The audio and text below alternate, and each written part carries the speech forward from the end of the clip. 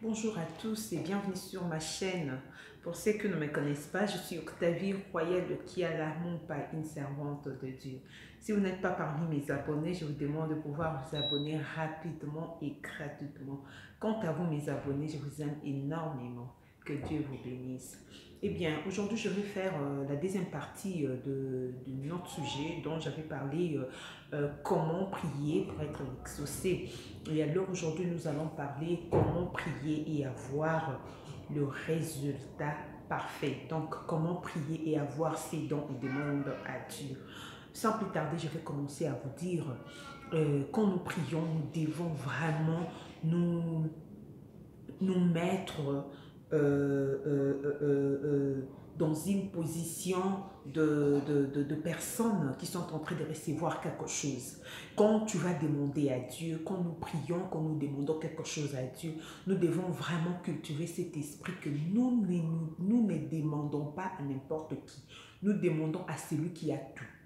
Et quand tu demandes à Dieu, tu dois directement imaginer que les dieux que tu es en train de demander quelque chose, c'est lui qui a créé ces mondes. Donc, qu'est-ce que Dieu ne peut pas donner? Qu'est-ce que Dieu ne peut pas créer? Qu'est-ce que Dieu ne peut pas faire? Si il a déjà créé ces mondes, c'est qu'il peut tout sauf rien. Et alors aussi, nous devons avoir la détermination dans notre prière. Quand tu demandes quelque chose à Dieu et que tu sais que tu n'as pas encore reçu cette chose ou tu n'es pas encore satisfait ou satisfaite de la chose dont tu as demandé à Dieu, il ne faut pas arrêter. Il ne faut pas changer les sujets. Il faut continuer à demander puisque la Bible nous dit demandez jusqu'à ce que votre joie sera parfaite. Et alors, quand tu demandes quelque chose à Dieu, tu dois vraiment être déterminé et tu dois vraiment insister sur la chose jusqu'à ce que Dieu te l'accordera. Au moins que cela ne soit pas de la volonté de Dieu. Si cela est de la volonté de Dieu, et alors il va toujours te l'accorder, quel que soit les temps que ça peut prendre. Et quand nous prions, nous devons aussi garder la patience. La patience, c'est quelque chose qui est très, très importante dans la vie d'un homme en général. Parce que si nous manquons la patience, nous allons lâcher et nous allons chercher ailleurs.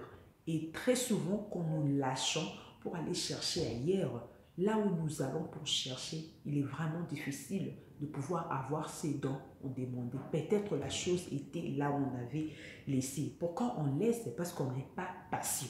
La patience nous demande de pouvoir espérer dans la chose où tu vois, on dirait ça ne marche pas, mais la foi te dit que ça marchera. Donc il faut persévérer, et garder la patience.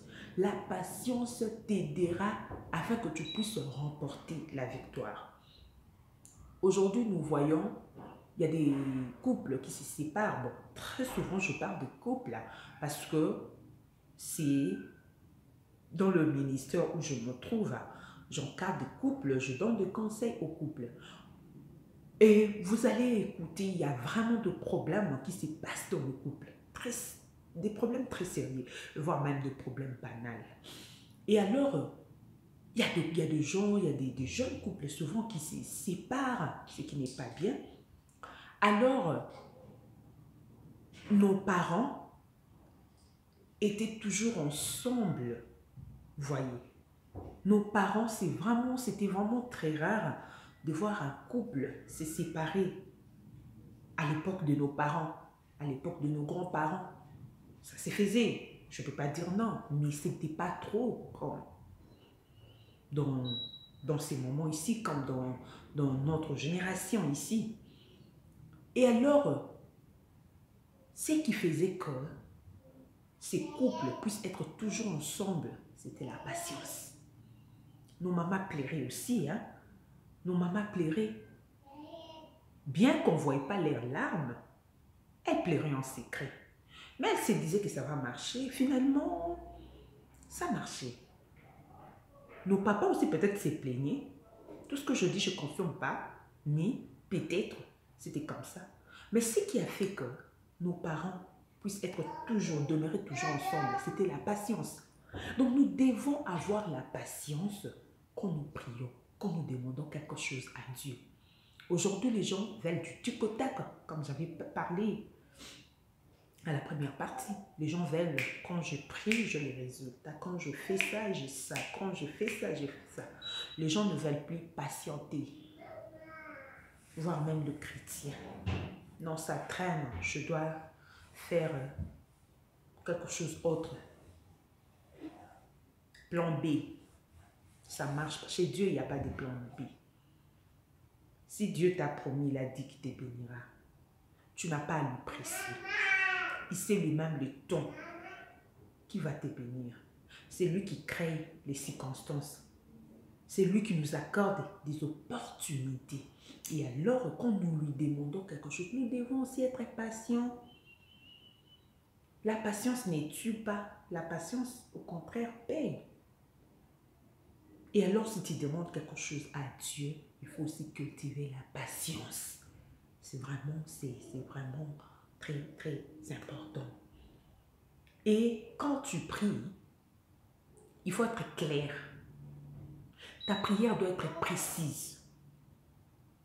Quand nous prions d'ailleurs, nous ne rappelons pas à Dieu nos problèmes parce qu'il le sait déjà. Mais nous venons lui dire, papa, regarde ce que je suis en train de traverser. Si tu n'interviens pas, je serai par terre. Et Dieu ne laisse jamais ses enfants par terre. Et alors, il faut être clair. Ta prière doit être bien précise. Seigneur, je vais 1, 2, 3, 4. Et si tu ne vois pas clair aussi, tu poses des questions. Il est ton Père, il va te répondre. Pose-lui des questions. Dis, Seigneur, pourquoi tu n'as pas fait ça? Pourquoi ici ça ne marche pas? Parce que tu veux être éclairé. On répond à celui qui pose la question. Si tu ne poses pas la question, comment Dieu va te répondre? Nous devons aussi poser des questions à notre Dieu. Seigneur, pourquoi cette période ici, les choses sont comme ça? Seigneur, pourquoi le comportement de mon enfant a changé? Seigneur, pourquoi? Le Saint-Esprit va te dire, c'est parce que c'est comme ça. Et tu lui demandes, qu'est-ce que je peux faire pour réparer cette chose? Le Saint-Esprit va te dire, fais ceci, fais cela. Quand nous prions, nous devons savoir que nous sommes devant un Dieu qui écoute et qui parle. Dieu n'écoute pas seulement. Il écoute, il parle et il agit. Et alors, la prière est très, très importante. Ma soeur, mon frère, ce que je te demande, dans tous les problèmes, dans toutes les circonstances difficiles que tu peux rencontrer dans ta vie, la seule façon de faire, c'est de prier. La prière nous donne la victoire.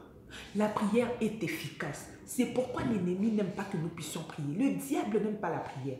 Le diable sait quand tu pries, tu le rends faible et toi tu deviens fort. Et quand tu es fort, c'est que tu peux tout faire. Alors, la prière est la clé pour tous nos problèmes. La prière. Si tu veux réussir dans ta vie, il faut garder l'esprit, cultiver l'esprit de la prière. Il faut toujours prier. Il faut être patient et il faut travailler. Tu ne peux pas demander à Dieu, tu croises tes bras. Il faut travailler et il faut être patient.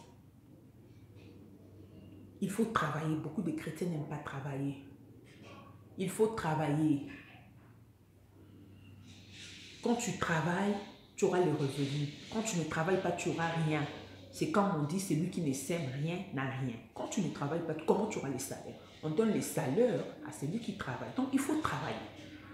Dans tous les domaines où tu sais que tu peux vraiment t'en sortir, il faut travailler. Dans le monde d'aujourd'hui, c'est compliqué. Moi, je fais les relations internationales, mais je ne me retrouve pas dans ça. Donc, tu peux avoir les diplômes dans un certain domaine, mais si ça ne marche pas, fais autre chose. Fais autre chose. Parce que tu parles, tu as le souffle de vie, tu es en bonne santé, fais quelque chose. Tu peux vendre quelque chose, tu peux chercher un emploi, tu peux te mettre quelque chose où tu sais qu'un jour ça peut te rémunérer. Donc, il faut travailler. Il ne faut pas seulement demander à Dieu en croisant ses bras.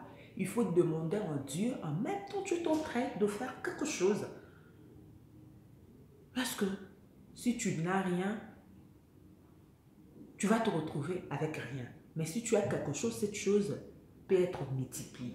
Et alors, ce qui fera que la chose soit multipliée, c'est le travail. Donc, prie, demande à Dieu ce que tu veux, mais aussi, il faut travailler. Il faut travailler, il faut être déterminé dans ta prière. Il faut dire que Dieu va exaucer ma prière. Il faut dire que je suis devant le roi de rois. Il est capable de me donner ce dont j'ai besoin. Il faut être patient. Il faut persévérer, persévérer, persévérer dans la prière.